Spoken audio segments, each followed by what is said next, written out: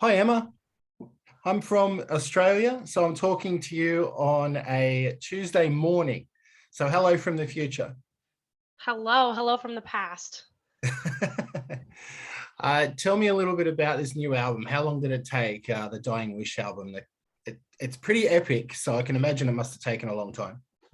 Thank you. Yeah, we were in the studio for 5 weeks recording and writing and doing everything to complete the album the way that we wanted it.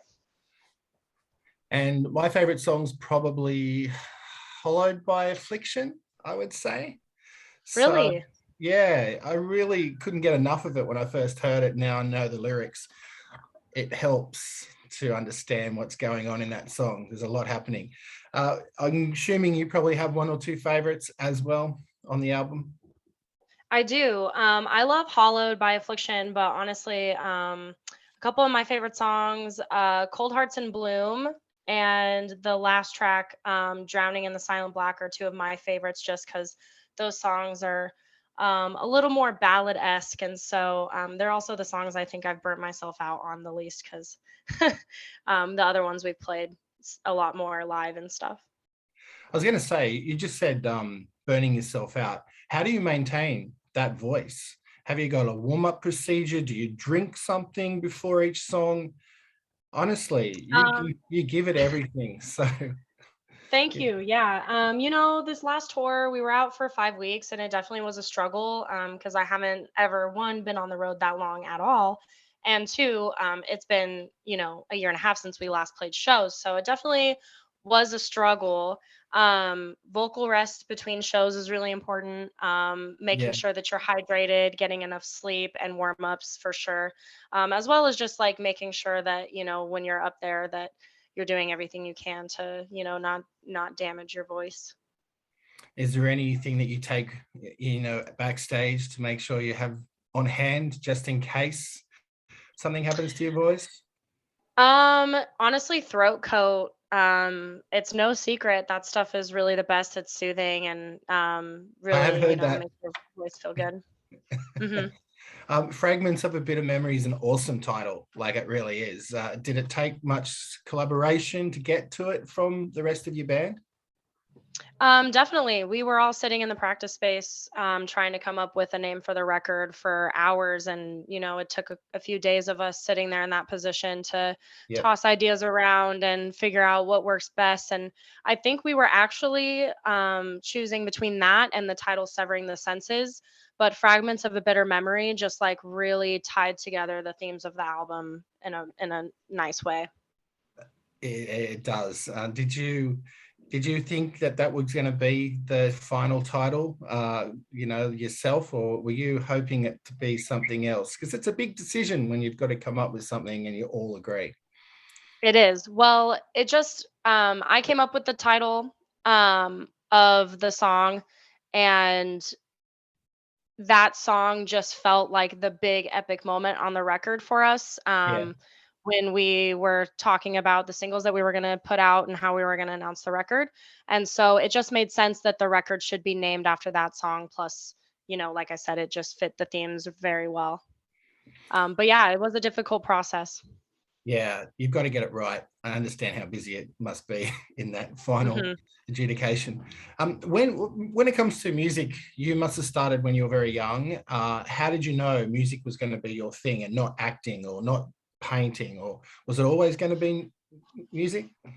It was always music. Ever since I, was old enough to walk, I could dance, but I was never very good at it. But I've always been singing. I sang in school. I was, in competition choir in high school, and but it wasn't until I really found heavy music and the scene that I felt like it was a place that I belonged. So once I got integrated into that culture as a teenager, I definitely always thought that this was the path that I wanted to be on. How did you get first be introduced to heavy music, and what were you listening to before that? The crossover. Um, well, I kind of always listened to some heavier stuff. My mom was very into alternative music and she got me into stuff like No Doubt and the Yeah. Cranberries Yeah. and I listened to Avril Lavigne a lot when I was younger. She was my idol. So I kind of always liked, I wouldn't necessarily call that heavy music, but it's No. definitely more on the alternative side of pop. And then when I was in middle school, I was introduced to metal by a friend of mine who made me a mixtape. And then ever since then, I kind of just, um, was surrounded by people who showed me the way. It all begins with a mixtape. I love it. It's true. Have you Now still it's got now it's it? playlists, but yeah. Yeah, now it's I playlist. don't. Oh, okay. That's a shame. It Do you is, it is. I collect wish I did. vinyl or cassettes, like personally? I do have vinyl. I don't really collect cassettes. What I like to collect is t-shirts. Yeah, right. Okay. hmm Yeah, Have you as ever a been, I have you ever been to Australia? I have not. I would love to go. We always hear such fun stories about what a good time everyone has over there, and what a beautiful country it is. I think your style of music, or Dying Wishes style of music, definitely has that kind of appeal down here. So once everything's back to normal, maybe you can pack your bags and bring your voice down under. Absolutely. I mean, as soon as we get the opportunity, I know that we'll be there. So How would you describe the style of Emma Boster? the style.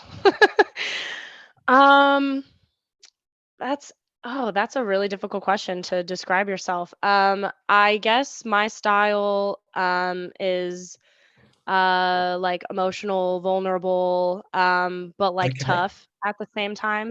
Unless you mean like dressing style, then I have none. Well, I was going to ask you about your fashion. Do you choose your own outfits on stage? Do you get help? Like, you always look awesome. So someone's doing something right. Thank you. Yeah. I have been very partial to my Dickies work suit. So I wear like Dickies chinos, and then I wear like a white tank top and then my work shirt over it. And that's just been like my go-to stage outfit. Definitely we kind of collaborate between band members. Oh, like I'm wearing this, like what are you wearing, and try to like not match, but all collectively like, look nice. Well, it works. Thank you. Uh, what sort of things do you do on the side? What are your side projects, or do you have other interests than music? Yeah, I book shows here in Portland. I've been booking shows since about 2015, 2016. I've worked in venues.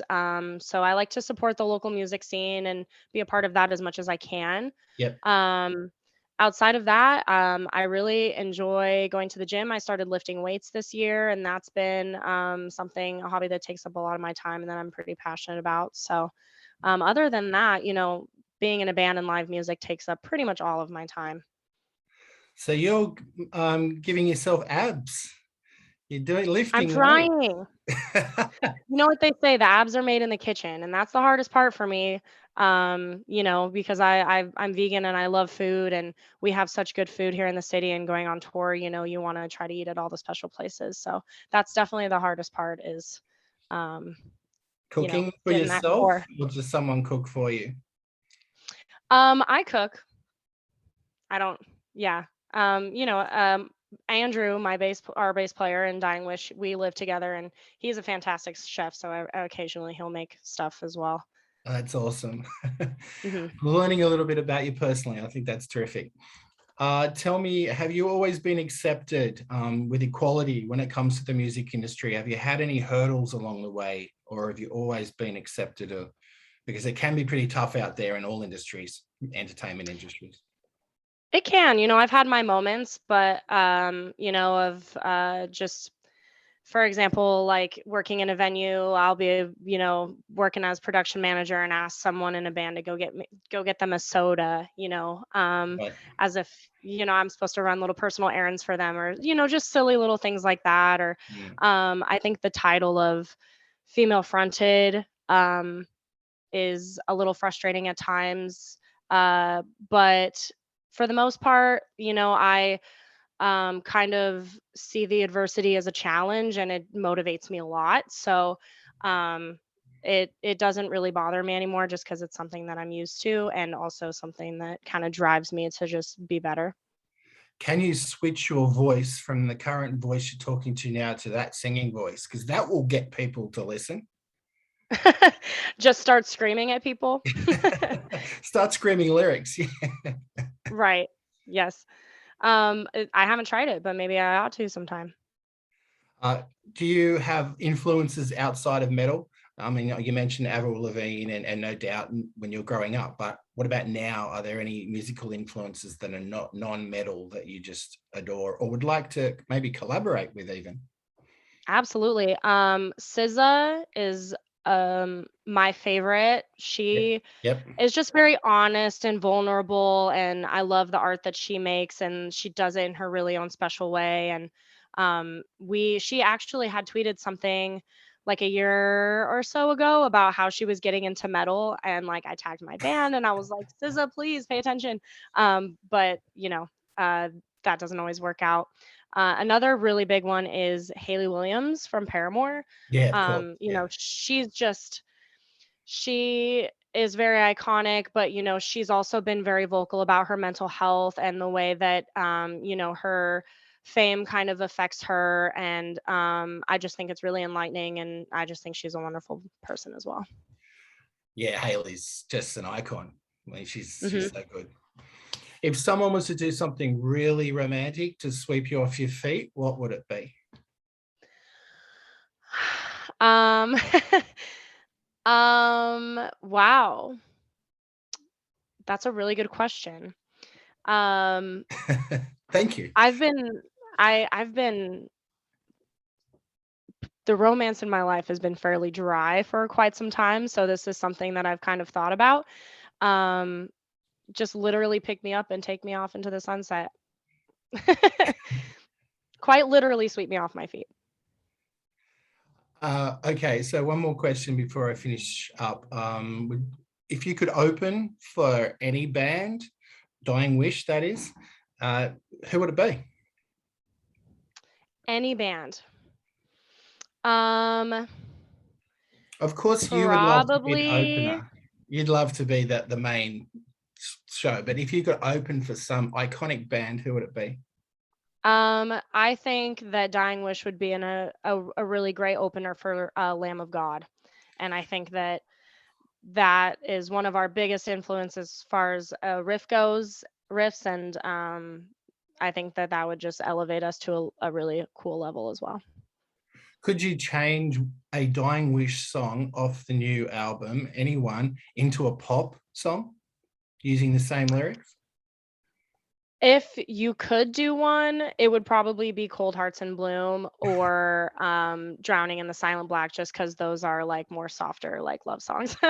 Yeah, and your voice range in that is noticeably extended too, which I like because you're not just using that one level. Yeah. Yes, thank you. Yeah. Well, before I finish, any final words from you about the new album that you'd like people to know? Why should they buy it and listen to it on Spotify or purchase it? Yeah, Fragments of a Bitter Memory is our debut LP off Sharp Tone Records, and it's the best representation of what we wanted to do with our art and the message that we want to put out into the world, and the kind of change that we would like to inspire and see. So go listen to it because it doesn't suck. So. It doesn't suck. I agree. And this is a personal question, two quick ones. Can you surf? A lot of people surf in Australia. I have tried, and no, but that doesn't mean that I won't try it again. And do you enjoy movies? Or would you like to have something to do with a movie soundtrack sometime? Write a musical? Absolutely. Absolutely. That would be so cool. Do you have a favorite movie or one that you love to go back to all the time? One of my favorite movies is Eternal Sunshine of the Spotless Mind. Yeah, That brilliant. movie is very dark. Um, that's a good go-to. Um, I saw Dune yesterday and it just like totally rocked my world. So I would love to go back and watch that in theaters again. Oh, well, you've beat me to it. It's I'm an entertainment journalist and I haven't seen it yet. I've got colleagues that have, so you're one up on me on that. I can't wait. It's awesome. I love the nerdy stuff like Star Wars, Game of Thrones, Mad Max, and it's just like all three of those just really well put together. And the cast is fantastic, and it was awesome. As your alter ego on stage, you look pretty good in a Mad Max movie, I think. That would be so cool. Brown's not really my color, but I'll work it out.